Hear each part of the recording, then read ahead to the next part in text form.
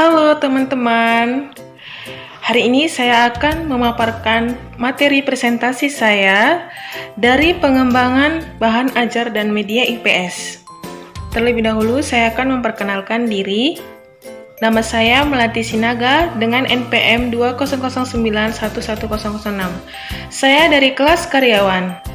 Dosen pengampu saya Ibu Reflina Sinaga, SPSI MPD. Baiklah teman-teman, saya akan memaparkan satu persatu slide dalam presentasi saya saat ini.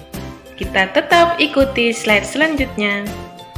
Judul dalam materi saya kali ini adalah penyusunan alat evaluasi dan sikap sosial. Nilai dan sikap sosial terjadi apabila ada interaksi sosial antara seseorang dengan orang lain, dengan kelompok atau antar kelompok. Untuk dapat terjadinya interaksi sosial, harus ada kontak sosial dengan komunikasi.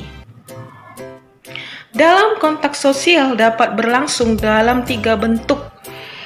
Apa yang pertama? Yaitu antara orang per orang. Misalnya Budi dengan Putri saling berkomunikasi untuk membahas dalam materi pembelajaran di dalam kelas. Maka terjadilah tadi antara orang per orang. Yang kedua adalah antara orang per orang dengan kelompok masyarakat. Dan yang ketiga antara kelompok dengan kelompok. Dalam merancang alat evaluasi perlu dipelajari kurikulum sekolah yang berlaku, yaitu ada 4. Yang pertama yaitu kompetensi dasar atau KD, yang kedua materi pokok, yang ketiga hasil belajar, dan yang keempat indikator materi.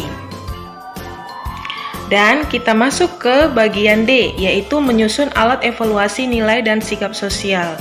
Dalam menyusun ini, terdapat contoh cara menyusun alat evaluasi materi dari kelas 3 SD semester 1, yaitu tentang kedudukan anggota keluarga.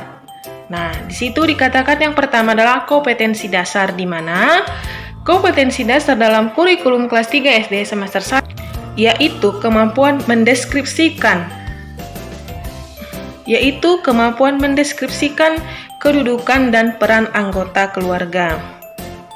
Nah, yang kedua yaitu materi pokoknya adalah kedudukan dan peran keluarga. Yang ketiga yaitu hasil belajar, di mana dari hasil belajarnya itu terdapat 2, yaitu kedudukan anggota keluarga dan peran anggota keluarga. Yang keempat indikatornya.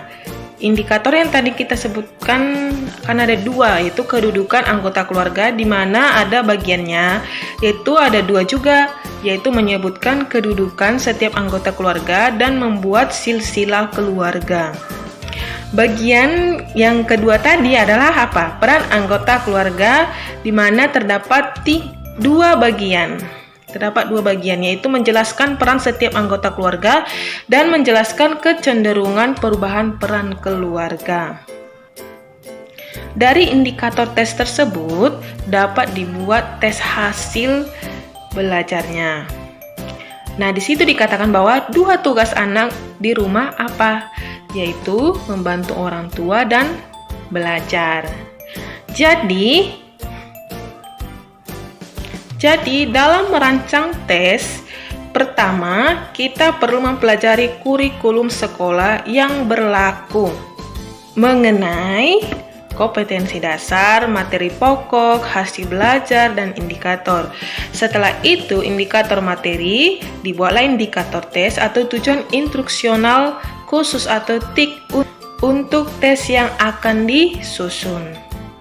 Teman-teman, terima kasih atas kesetiaannya dalam menonton video materi presentasi saya hari ini.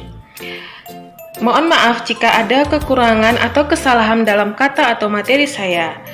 Dan bila ada tanggapan atau pendapat dari teman-teman tentang materi saya persilahkan. Sekian dan terima kasih.